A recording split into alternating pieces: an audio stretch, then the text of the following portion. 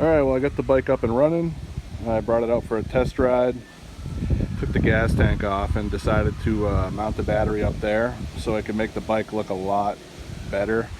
Take the entire downside of the bike and remove it all, make it very sleek looking. Obviously the weight would be better down low, but this thing weighs so much anyway, it doesn't really matter.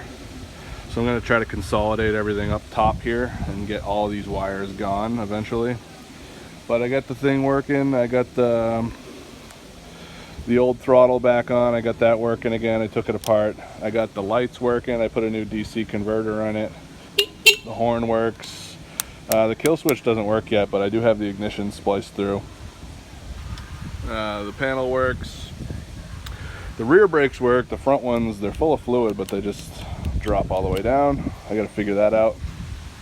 I have the 3-speed switch bypassed right now, so it's always in the 3rd gear. And I just have a mess of wiring everywhere. But the tail light works. The rear directionals work. So that's cool. I still need to figure out the front directionals are not working. They're just like barely blinking. But the headlight works, so I don't know what's going on. But this thing's fun to ride. It's a little faster than I thought it would be on this pretty weak 20-cell pack.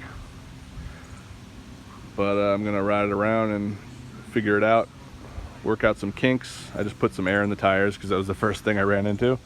And I'm missing the spring on the kickstand, so it just falls down. So I got a little bungee cord over there holding it up while I ride it around.